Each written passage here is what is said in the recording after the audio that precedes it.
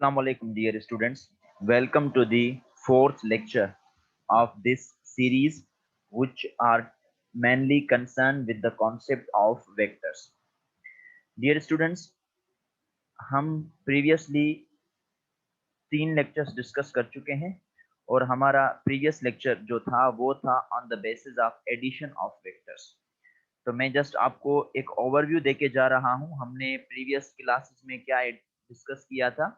हमने कहा था कि दो वेक्टर्स आपस में ऐड हो सकते हैं और उनका जो रिजल्टेंट होना चाहिए वो रिजल्टेंट भी एक वेक्टर क्वांटिटी ही होगी। Okay, and another one point हमने डिस्कस की थी कि जब वेक्टर्स आपस में ऐड होंगे तो लाजमी है कि वेक्टर सेम क्वांटिटीज होनी चाहिए और उनके सेम यूनिट्स भी होने लाजमी है। इसी तरीके के साथ हमने हेड टू टेल रूल भी डिस्कस किया था और हमने रिजल्टेंट वेक्टर को डिस्कस किया था कि what is a resultant vector. Dear students, आज का लेक्चर जो हम डिस्कस करने वाले हैं वो टोटली कंसिस्ट करेगा ऑन द रिजल्टेंट वेक्टर। हम मजीद जो चीजें डिस्कस करेंगे वो डिस्कस करेंगे आज के लेक्चर में रिजल्टेंट वेक्टर पर कि ये रिजल्टेंट अगर हमें फाइंड करना है तो किसी गिवन एंगल पर हम रिजल्टेंट कैसे फाइंड कर सकते हैं। लेकिन इस टॉपिक को कंटिन्यू करने से पहले मैं एक छोटा सा क्वेश्चन आपसे आपके साथ डिस्कस करना चाहूंगा जो हम प्रीवियसली भी पढ़ चुके हैं। हमारे पास 3 वेक्टर्स हैं, उन वेक्टर को ड्रॉ कर लेते हैं। ये वेक्टर ए और ये वेक्टर हमने ड्रॉ कर दिया यहाँ पर वेक्टर बी, और इसी तरीके के साथ हमने एक और वेक्टर ड्रॉ कर दिया, दैट इज वेक्टर सी। अब हमें कहा गया कि इन 3 वेक्टर्स में से रिजल्टेंट वेक्टर कौन सा होना चाहिए। Which one of the following is the resultant vector. Either के वेक्टर ए रिजल्टेंट वेक्टर है which is the addition of B and C, either B resultant है which is the addition of A and C, either C resultant है which is the addition of A and B. Dear students, we have previously discussed about the resultant vector, that when the resultant vector is formed, always the tail combines with the tail, joins with the tail, and head joins with the head of another vector. जब भी हम resultant vector की बात करते हैं तो resultant vector के लिए ये चीज लाजमी है कि किसी भी वेक्टर का जो टेल हो वो किसी दूसरे वेक्टर के टेल के साथ अटैच हो जाए और जो उसी वेक्टर का हेड हो वो किसी दूसरे वेक्टर के हेड के साथ अटैच हो जाए। तो अगर ये गिवन कंडीशन है तो हम कहेंगे कि हमारे पास वो वेक्टर कौन सा है, रिजल्टेंट वेक्टर। अब तीनों वेक्टर्स को आपस में कंबाइन करें आप। लेट सपोज हम ए से स्टार्ट कर लेते हैं। हमें पता है कि ए की टेल और सी की टेल आपस में कंबाइन हो रही है, तो फर्स्ट पॉइंट क्लियर हो रही है कि tail combines with the tail, tail joins with the tail. इसी तरीके के साथ वेक्टर ए का जो हेड है वो वेक्टर बी के टेल के साथ कंबाइन है, यानी ए रिजल्टेंट नहीं बन सकता। और फिगर में देखा जाए तो बी भी रिजल्टेंट नहीं बना सकता क्योंकि बी का टेल वेक्टर ए के हेड के साथ कनेक्टेड है। लेकिन अगर आप सी को देखें तो सी का जो टेल वाला पार्ट है वो वेक्टर ए के टेल के साथ ऐड है और वेक्टर सी का जो हेड वाला पार्ट है वो वेक्टर बी के हेड वाले पार्ट के साथ कनेक्टेड है। तो हम क्या कहेंगे कि यहाँ पर जो सी वेक्टर है वो सी वेक्टर क्या है हमारे पास, C vector is the resultant. और ये सी वेक्टर किसका रिजल्टेंट है, ये सी वेक्टर रिजल्टेंट है ए और बी का। तो हम सी को कैसे लिखेंगे, हम लिखेंगे कि सी इज इक्वल टू, सी किसके बराबर हो जाएगा, ए प्लस बी के बराबर हो जाएगा। डियर स्टूडेंट्स, इस कॉन्सेप्ट को लाजमी जहन में रखिएगा। ये ज्यादातर टेस्ट में आता है जिसमें हमें रिजल्टेंट वेक्टर्स को पहचानना होता है। तो रिजल्टेंट वेक्टर कैसे पहचानेंगे, जब किसी एक वेक्टर का टेल किसी दूसरे वेक्टर के टेल के साथ कंबाइन हो और सेम वेक्टर का हेड किसी दूसरे वेक्टर के हेड के साथ कंबाइन हो, तो उस वेक्टर को हम क्या कहते हैं, उस वेक्टर को हमेशा हम रिजल्टेंट वेक्टर कहते हैं। चले, so let's continue our discussion. हम अपना डिस्कशन कंटिन्यू करते हैं। आज के लेक्चर में हमें जो डिस्कस करना है वो एडिशन ऑफ वेक्टर्स के कुछ इंपॉर्टेंट पॉइंट्स को डिस्कस करना है। डियर स्टूडेंट्स, हम प्रीवियसली डिस्कस कर चुके हैं कि जब दो वेक्टर्स आपस में पैरेलल हों, तो पहली पॉइंट मैं यहाँ पर नोट डाउन कर रहा हूँ। पहली point, when two vectors are parallel to each other. जब दो वेक्टर्स आपस में पैरेलल हों, पैरेलल कहने का क्या मतलब है, पैरेलल कहने का मतलब ये है that when the vectors possesses same direction, जब वेक्टर्स का डायरेक्शन सेम हो। अब लाजमी नहीं कि ये पैरेलल वेक्टर सिर्फ दो ही हो, ये दो से मजीद भी हो सकते हैं। तो हमने कहा कि हमारे पास एक वेक्टर ए है जिसका डायरेक्शन हमें ये दिया हुआ है, दूसरा वेक्टर बी है और जिसका भी डायरेक्शन सेम है वेक्टर ए के डायरेक्शन में। वेक्टर ए का मैग्नीट्यूड 2 मीटर दिया हुआ है और वेक्टर बी का मैग्नीट्यूड भी 2 मीटर दिया हुआ है। हमसे पूछ रहा है what would be the resultant of A and B. A और बी की रिजल्टेंट हम कैसे फाइंड करेंगे? Remember this one dear students, that when the vectors are parallel to each other, जब वेक्टर्स आपस में पैरेलल होते हैं तो पैरेलल में उन दोनों वेक्टर्स के दरमियान में जो एंगल बनती है वो एंगल कितने की बनती है? वो एंगल बनती है 0। एंगल कितने की बनती है? 0 की बनती है। अगर हम जो है डी शेप ऑब्जेक्ट लेंगे, ज्योमेट्रिकल ऑब्जेक्ट लेंगे और इस लाइन को अगर आप देखेंगे तो ये लाइन 0 लाइन पर एक्सिस लाई करेगी, जिसकी वजह से हम कहते हैं कि ये लाइन 0 की एंगल बना रही है। तो जब कोई भी दो वेक्टर्स या तीन वेक्टर्स या दो से मजीद वेक्टर्स आपस में 0 की एंगल बनाएं तो उनका रिजल्टेंट सिंपली क्या होता है? उनका रिजल्टेंट सिंपली उनकी क्या होती है? एडिशन होती है। उनका रिजल्टेंट उनकी क्या होती है? सिंपल एडिशन होती है। तो हम रिजल्टेंट को कैसे लिखेंगे? हम रिजल्टेंट को लिखेंगे a प्लस बी। हमें पता है कि a का मैग्नीट्यूड भी 2 मीटर है और b का मैग्नीट्यूड भी 2 मीटर है। दोनों को आपस में कंबाइन करें, यू गॉट 4 मीटर। यानी कि अगर आपको वेक्टर का मैक्सिमम रिजल्टेंट चाहिए, इसे हम क्या कहते हैं आसान अल्फाजों में? Maximum resultant of two are more than two vectors. ये हमारे पास क्या है? ज्यादा से ज्यादा रिजल्टेंट है दो या दो से ज्यादा वेक्टर्स का। याद रखिएगा, वेक्टर की एडिशन जो हम सॉल्व करने वाले हैं वो उनकी एडिशन से ज्यादा आंसर नहीं दे सकता। लेट सपोज हमारे पास दो वेक्टर्स हैं 2 मीटर एंड 3 मीटर। आपसे कोई पूछे कि इनकी मैक्सिमम एडिशन क्या आ सकती है, इनका मैक्सिमम रिजल्टेंट क्या निकल सकता है, तो इनका मैक्सिमम रिजल्टेंट निकलेगा सिंपल इनकी एडिशन विच इज 5 मीटर, जो किसके बराबर होगी? 5 मीटर के बराबर होगी। यानी इनकी एडिशन 5 मीटर से ज्यादा नहीं हो सकती।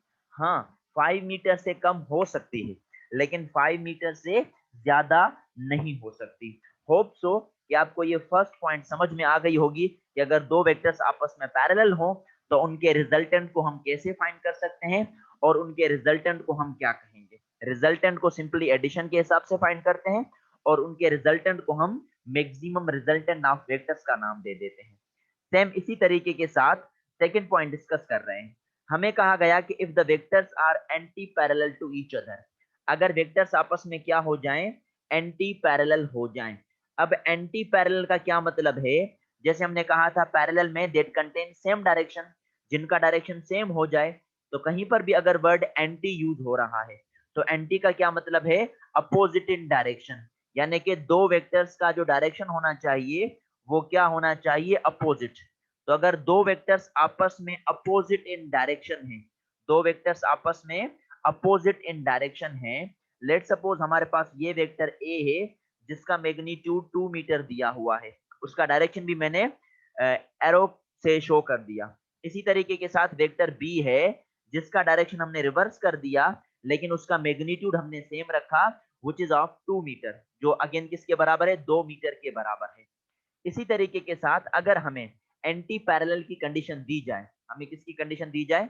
Anti parallel. तो याद रखिएगा कि जब भी वेक्टर्स आपस में एंटी पैरेलल हो तो उनके दरमियान में एंगल हमेशा कितनी बनती है?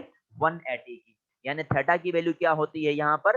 180। और जब 180 का हमें रिजल्टेंट मिले तो इनकी सिंपल हम रिजल्टेंट, इनका रिजल्टेंट कैसे फाइंड करेंगे? इनका रिजल्टेंट हम फाइंड करते हैं a माइनस बी। अब बात आएगा कि सर आपने a माइनस बी क्यों किया? क्योंकि b का डायरेक्शन रिवर्स है, जिसकी वजह से हमने b की जगह पर क्या रख दिया? माइनस रख दिया। अगर a का डायरेक्शन रिवर्स कर देते तो हम a की जगह पर माइनस सब्स्टिट्यूट कर देते। तो रिजल्टेंट किसके बराबर है? रिजल्टेंट बराबर है a माइनस बी के। तो you have to solve this one. आप इसको सॉल्व करें तो 2 मीटर माइनस 2 मीटर, बदले में इसका जवाब क्या मिलेगा? 0। और ये जो आपको 0 आंसर मिला है, इस जीरो को हम क्या कहते हैं? इस जीरो को हम कहते हैं नल वेक्टर। इस जीरो को हम क्या कहते हैं? Null vector. नल वेक्टर एक वेक्टर का टाइप होता है जिसमें उसका मैग्नीट्यूड तो 0 होता है लेकिन इट पजेज मेनी ओरिएंटेशंस, इसके बहुत से डायरेक्शंस हो सकते हैं जो हम मजीद नेक्स्ट क्लासेस में डिस्कस करेंगे। तब तक आपको यह ध्यान में रखना है कि वेक्टर की अगर एडिशन एंटी पैरेलल केस में हो जाए तो simply it is the subtraction of two vectors. ये दो वेक्टर्स की क्या कहलवाती है? सब्ट्रैक्शन कहलवाती है। कितनी एंगल पर? 180 एंगल पर। अब याद रखिएगा कि वेक्टर जो अपना आंसर देगा वो इस जीरो से कम नहीं दे सकता, जीरो से कम नहीं दे सकता। तो इसको सिंपली अल्फाजों में हम क्या कहते हैं, मिनिमम। इसको हम आसान भाषा में क्या कहते हैं, मिनिमम रिजल्टेंट। तो मैं यहाँ पर लिखने की कोशिश कर रहा हूँ मिनिमम रिजल्टेंट। तो हमें यहाँ पर क्या आंसर मिलेगा इसका, minimum resultant of two vectors. ये दो वेक्टर्स का क्या है, ये दो वेक्टर्स का मिनिमम रिजल्टेंट है, यानी इससे कम रिजल्टेंट नहीं हो सकता और a प्लस बी से ज्यादा नहीं हो सकता। तो यहाँ पर एक बड़ी इंपॉर्टेंट पॉइंट क्लियर होने वाली है कि जो हमने जो मैक्सिमम और मिनिमम की कंडीशन बताई कि मैक्सिमम दोनों की एडिशन है और मिनिमम दोनों की सब्ट्रैक्शन है। लेट सपोज, अब यहाँ पर मैं इनको साइड से इंफॉर्मेशन में लिख रहा हूँ, उसके बाद हम इस पर एक छोटा सा एमसीक्यू डिस्कस करेंगे, तो आपको ये चीज क्लियर हो जाएगी इजीली। हमें कहा गया कि दो वेक्टर्स हैं जिनको हमने ऐड कर दिया आपस में, तो इसको आसान भाषा में हम क्या कहते हैं, maximum resultant of two vectors. अगर उन्हीं सेम वेक्टर्स को सब्ट्रैक्ट किया जाए तो उसे हम क्या कहेंगे, मिनिमम रिजल्टेंट। याद रखिएगा, वेक्टर की एडिशन मैक्सिमम से ज्यादा नहीं हो सकती और मिनिमम से कम नहीं हो सकती। Not greater than A plus B, not less than A minus B. A plus B से ज्यादा नहीं होगा, ए माइनस बी से कम नहीं होगा। बाकी जितने भी आंसर मिलेंगे इन दोनों के दरमियान में मिलेंगे, जितने भी आंसर मिलने वाले हैं हमें इन दोनों के दरमियान में मिलने वाले हैं ऑलवेज। लेट सपोज हमें कहा गया कि वेक्टर ए है जिसका मैग्नीट्यूड है 4 मीटर, वेक्टर बी है जिसका मैग्नीट्यूड है 3 metre. We have to find the maximum and minimum resultant of these two vectors. हमें इन दो वेक्टर्स की मैक्सिमम और मिनिमम रिजल्टेंट चाहिए। तो मैक्सिमम सिंपली क्या होती है, मैक्सिमम होता है इन दोनों वेक्टर्स की एडिशन। तो आपस में दोनों को कंबाइन कर दें, 4 मीटर प्लस 3 मीटर आपस में कंबाइन कर देंगे तो इसका आंसर क्या आने वाला है, 7 मीटर। यानी रिजल्टेंट किसके बराबर हो गया, 7 मीटर के बराबर हो गया। अब यहाँ से एक लॉजिक आता है कि sir what would be the direction of this 7 metre. इस 7 मीटर का डायरेक्शन क्या होगा, तो देखें दोनों का सेम डायरेक्शन है, ए प्लस बी यानी पैरेलल, और पैरेलल का मतलब है कंटेन सेम डायरेक्शन, दोनों का डायरेक्शन सेम है, तो रिजल्टेंट भी उन दोनों के डायरेक्शन में ही बनना चाहिए। इसी तरीके के साथ if we have to find the resultant over the minimum value, और मिनिमम वैल्यू हमें पता है कितनी एंगल पर होता है डियर स्टूडेंट्स, कितनी एंगल पर होता है, एट एन एंगल ऑफ 180 की एंगल पर। तो यहाँ पर रिजल्टेंट आप कैसे ढूंढेंगे, आप ढूंढेंगे 4 मीटर माइनस 3 मीटर, तो इसका रिजल्टेंट क्या आना चाहिए, 1 मीटर आना चाहिए। यानी कि इन दोनों की जो एडिशन है, किसकी, 4 मीटर और 3 मीटर की, इन दोनों की एडिशन 7 मीटर और 1 मीटर के दरमियान में लाए करेगी, 7 मीटर और 1 मीटर के दरमियान में लाए करेगी। ये 7 मीटर से ज्यादा नहीं हो सकती और 1 मीटर से कम नहीं हो सकती। इसको कहते हैं maximum and minimum value of vector addition. Vector addition की एक मैक्सिमम वैल्यू होती है और दूसरी मिनिमम वैल्यू होती है। बेटा hope so dear students that you got this concept clearly and easily. अब इसके मुतालिक हम एक छोटा सा एमसीक्यू डिस्कस कर लेते हैं, फिर हमें एक दूसरी इंपॉर्टेंट एंगल के बारे में डिस्कस करना है, जिसे हम आसान अल्फाजों में परपेंडिकुलर एंगल का नाम दे देते हैं। उस एमसीक्यूज को डिस्कस करते हैं। लेट सपोज हमें कहा गया कि दो वेक्टर्स हैं, एक वेक्टर ए है जिसका मैग्नीट्यूड 4 मीटर है और दूसरा वेक्टर बी है जिसका मैग्नीट्यूड हमें मिला हुआ है 7 मीटर। सॉरी, इसको 7 नहीं बल्कि इसको हम अगेन जो है ना 3 कर देते हैं, 4 मीटर एंड 3 मीटर। हमसे पूछा गया कि नीचे ऑप्शन में से कौन सा ऑप्शन है जो इनकी एडिशन नहीं बन सकता, जो इनकी एडिशन नहीं बन सकता। उन ऑप्शंस को मैं लिख लेता हूँ, 7 metre, either it is 6 metre, C option में हम लिख लेते हैं 3 मीटर और डी ऑप्शन में हम लिख लेते हैं 8 मीटर। डियर स्टूडेंट्स, आप खुद इसको ट्राई करें कि 4 मीटर और 3 मीटर की एडिशन से कौन सा आंसर है जो हमें नहीं मिल सकता। देखें 7 मीटर मिल सकता है क्योंकि ज्यादा से ज्यादा दोनों की एडिशन 7 मीटर हो सकती है, और कम से कम कितनी हो सकती है, दोनों की 1। कम से कम का क्या मतलब है, दोनों को सब्ट्रैक्ट कर दें, यानी 4 metre minus 3 metre you got 1 metre. तो सारे आंसर उनके दरमियान में हो सकते हैं, 7 मीटर से ज्यादा नहीं हो सकते और 1 मीटर से कम नहीं हो सकते। तो 7 मीटर भी हो सकता है, 6 मीटर भी हो सकता है, 3 मीटर भी हो सकता है, 8 मीटर नहीं हो सकता, 8 मीटर नहीं हो सकता। So it's correct option is 8 metre. इसका करेक्ट ऑप्शन कौन सा है, 8 मीटर इसका करेक्ट ऑप्शन है। डियर स्टूडेंट्स, होप सो कि आपको ये कॉन्सेप्ट समझ में आ गया होगा कि वेक्टर की एडिशंस को हम किस तरीके से सॉल्व कर सकते हैं। अब आपके जहन में सवाल होगा कि सर आप again and again word use कर रहे हैं वेक्टर एडिशन, लेकिन अभी आपने बताया कि एंटी पैरेलल में सब्ट्रैक्ट होते हैं। तो डियर स्टूडेंट्स याद रखिएगा कि ये जो सब्ट्रैक्शन है ना, ये भी दर हकीकत एडिशन ही होती है। हम क्या करते हैं, सिर्फ एक वेक्टर का डायरेक्शन रिवर्स कर देते हैं, जिसको हमने एंटी पैरेलल कहा था। तो ये जो सब्ट्रैक्शन हम पढ़ते हैं ना, a माइनस बी, जो हम लिखते हैं resultant is equal to a minus B, दर हकीकत ये एडिशन है। और ये एडिशन कैसे होती है, a प्लस माइनस बी। क्योंकि माइनस बी मैंने क्यों कहा, माइनस बी मैंने इस रीजन की वजह से कहा क्योंकि बी और a एक दूसरे के एंटी पैरेलल हैं। इस रीजन की वजह से हमने बी के सामने नेगेटिव की सिंबल इंट्रोड्यूस करवा दी। तो इसका आंसर क्या आएगा, इसका आंसर आएगा a माइनस बी। तो होप सो कि आपको ये रिजल्टेंट का कॉन्सेप्ट समझ में आ गया होगा कि ये एडिशन किस तरीके से सॉल्व की जा सकती है।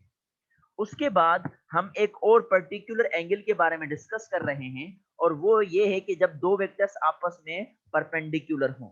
ये थर्ड पॉइंट हम डिस्कस करने वाले हैं अभी, और ये लास्ट पॉइंट होगी हमारे इस लेक्चर की, that if two vectors are perpendicular to each other. अगर दो वेक्टर्स आपस में परपेंडिकुलर हों तो उनकी वेक्टर एडिशन को हम कैसे सॉल्व कर सकते हैं। तो सबसे पहले तो आप परपेंडिकुलर की कंडीशन बना दें। हम यहाँ पर फिगर पर बना रहे हैं कि ये हमारे पास वेक्टर ए है और ये हमारे पास वेक्टर बी है। इन दोनों के दरमियान में एंगल कितनी बनी हुई है, एंगल बनी हुई है 90, जिसे हम कहते हैं परपेंडिकुलर। तो यहाँ पर मैं लिख रहा हूँ थीटा की वैल्यू यहाँ पर कितनी है, यहाँ पर थीटा की वैल्यू है 90। अब हमें पता है कि रिजल्टेंट यहाँ पर बनेगा, उस रिजल्टेंट को हमने आर का नाम दे दिया। अब मुझे आर की वैल्यू चाहिए एट एन एंगल ऑफ 90 की एंगल पर। डियर स्टूडेंट्स, इस ट्राइंगल को मैथमेटिक्स में हम कहते हैं right angle triangle, rate, right angle triangle.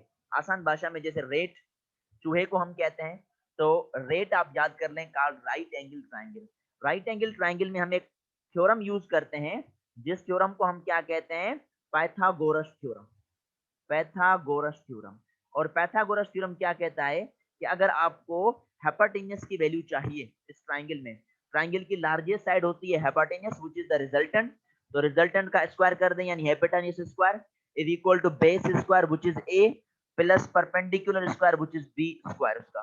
अब हमें रिजल्टेंट की वैल्यू चाहिए, तो स्क्वायर को खत्म करने के लिए हम रेडिकल की सिंबल दे देते हैं, तो इसका स्क्वायर रिजल्टेंट रेडिकल में खत्म हो जाएगा। बाकी रिजल्टेंट का आंसर क्या आने वाला है, radical a square plus b square.